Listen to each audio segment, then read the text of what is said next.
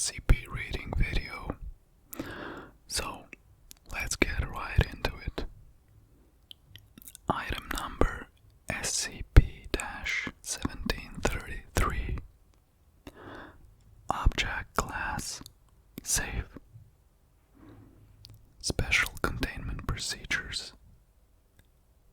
The DVR containing SCP-1733 is to be kept in a secure video archive at site.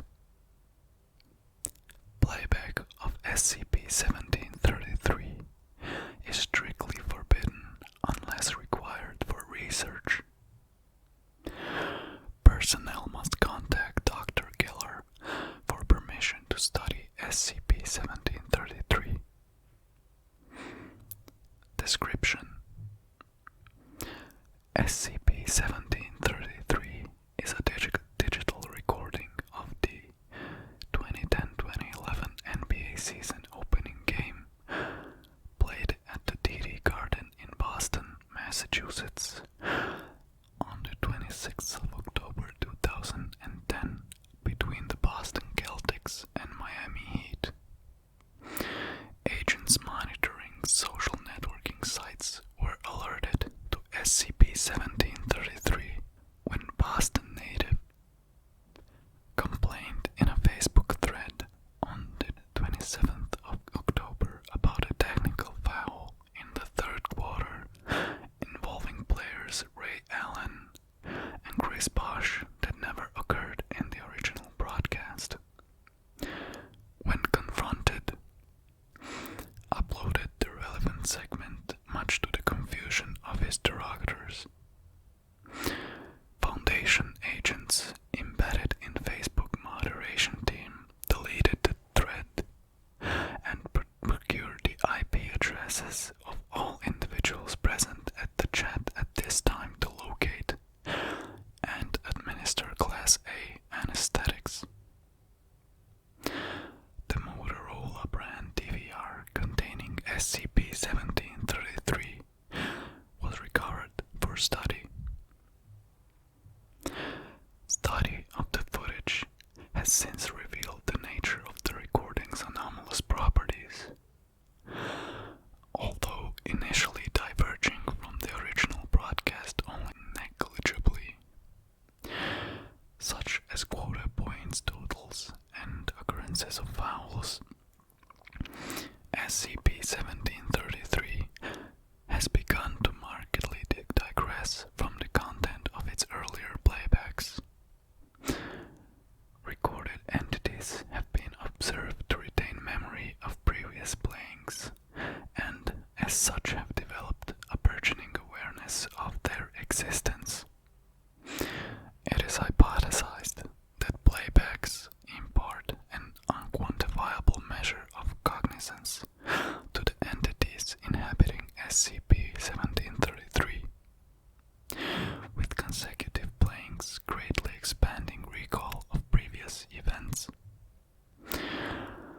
This event is cumulative and extends to all persons in the arena. Quality of awareness has progressed from reported feelings of intense déjà vu by commentator personalities Mike and Tommy to a near-eidetic memory of preceding playbacks. However, to note, no entities inside SCP-1733 have ever addressed the viewer directly or shown awareness that they reside in a digital recording. The individuals in the recording are virtually indistinguishable from their real-life counterparts in talent, behavior, and mannerisms on court. Fans in the crowd also appear to be real human beings in all respects, and Foundation inquiries into the current status of these persons has found nothing of note.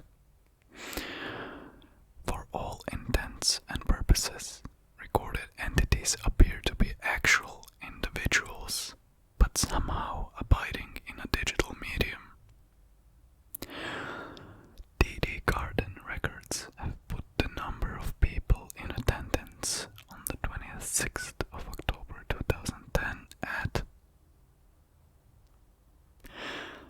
was initially thought the purpose of SCP-1733 was to depict an infinite number of game outcomes, since players were able to modify offensive and defensive strategies during every playback.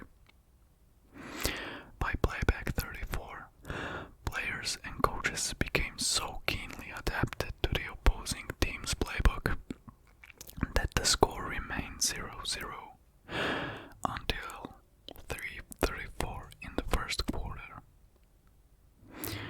As quality of recall was still weak in early stage iterations, memory of preceding playbacks likely manifested as a vague intuition felt by players, fans, and team personnel alike, interfering with their ability to grasp the full scope of their situation.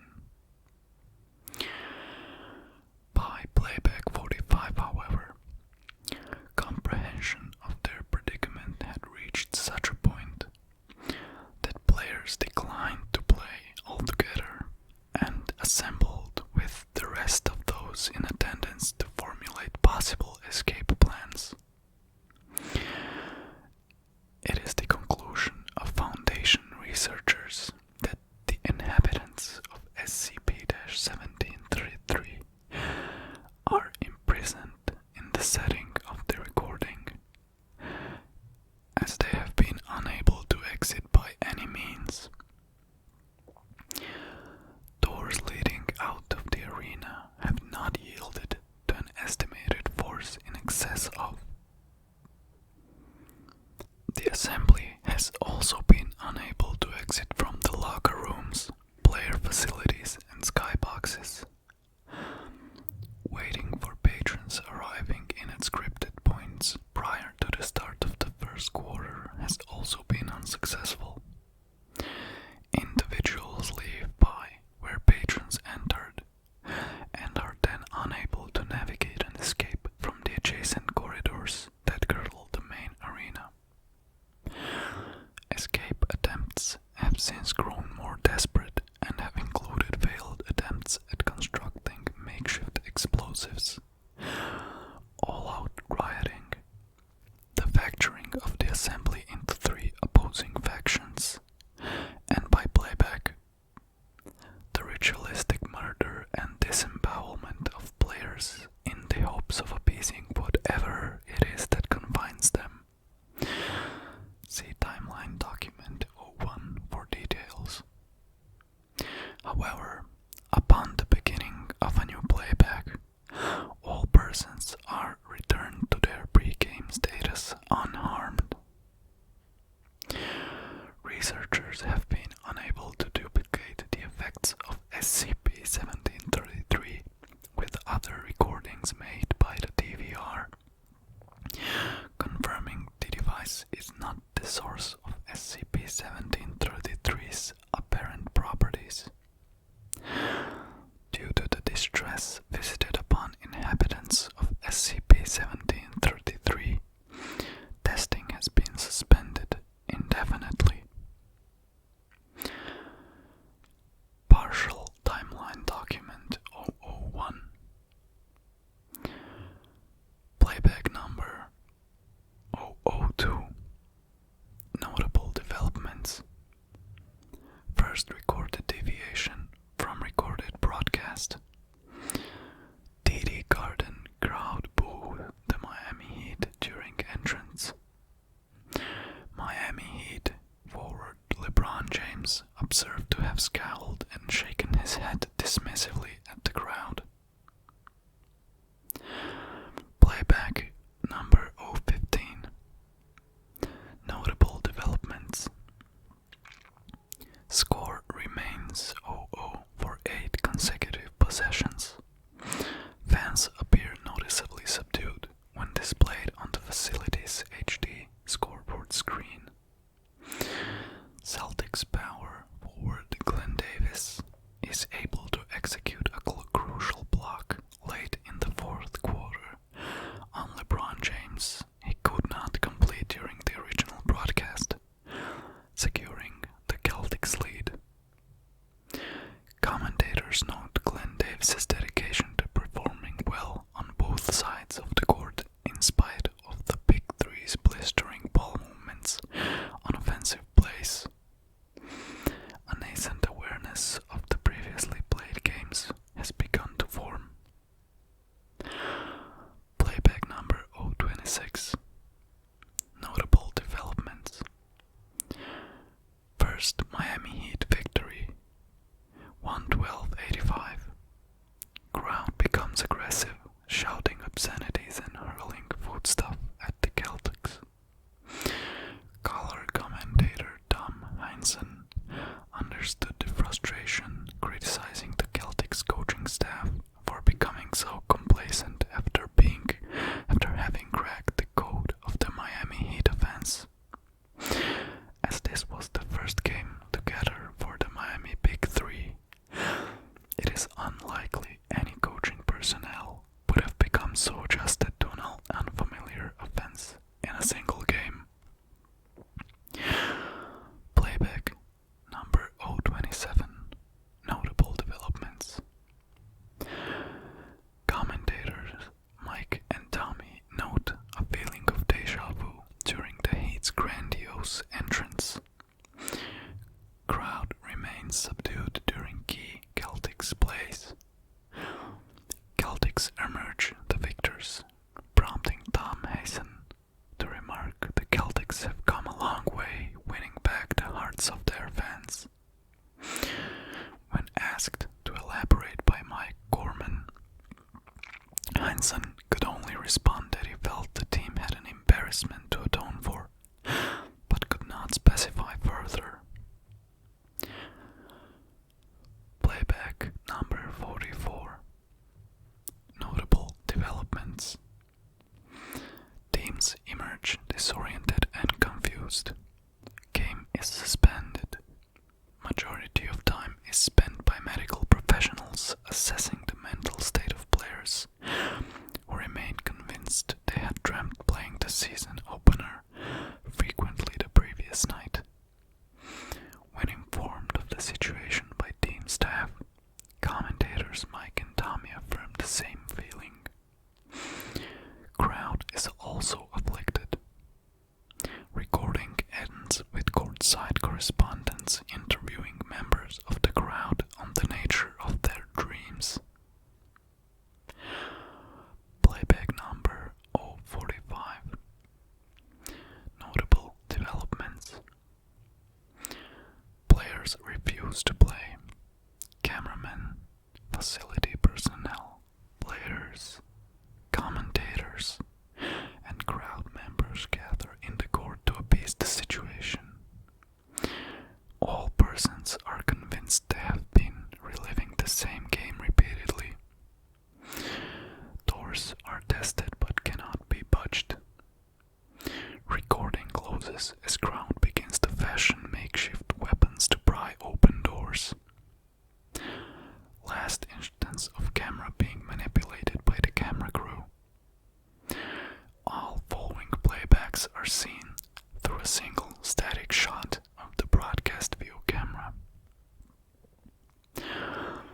Playback number 051. Notable developments. No attempts to exit the building have succeeded. All exits in the arena and adjacent areas remain sealed. A physical altercation in balcony section 318 between an inebriated group of college-age males and one older male leaves the older male concussed on the floor and unconscious. As broadcast camera is unable to pick up audible voices on opposite side of the arena, presumably the dispute occurred over the group of males not assisting with escape plans. First recorded violent incident. Playback number 52. Notable developments. The man knocked unconscious in the previous playback is returned to previous state unharmed upon the beginning of the current recording.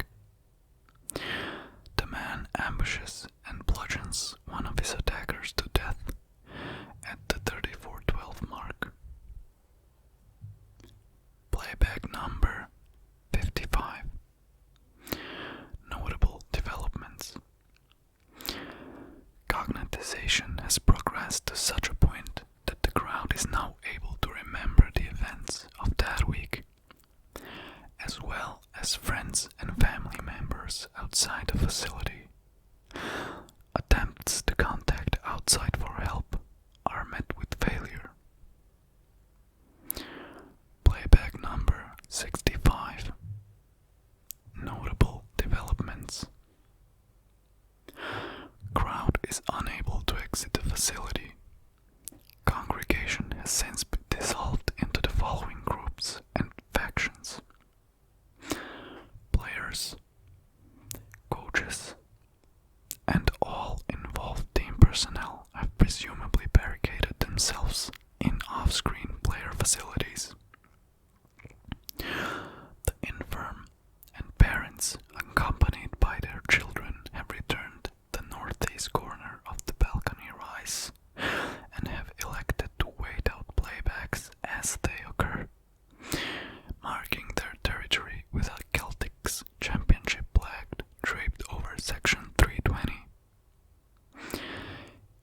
Individuals henceforth referred to as the Faith Keepers have processized the multiple gatherings that they believe being confined to the DD Garden is a punishment for rampant consumerism of the post-industrial world, and have burned offerings of mobile phones, car keys, handbags, and wallets in center court for the past 4 playbacks.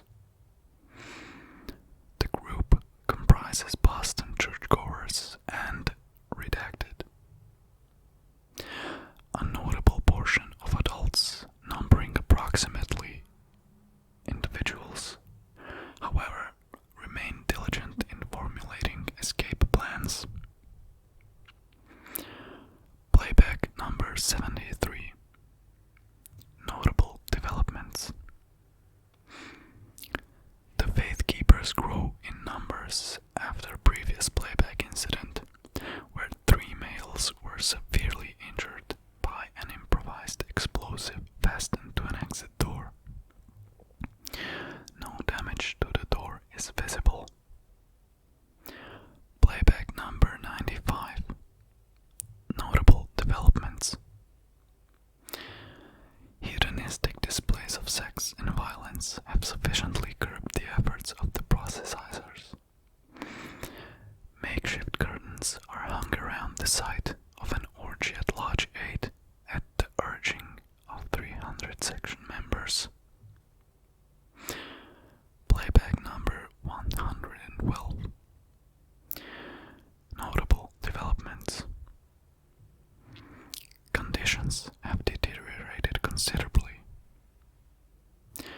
Individuals leapt from balcony section in opening 10 minutes of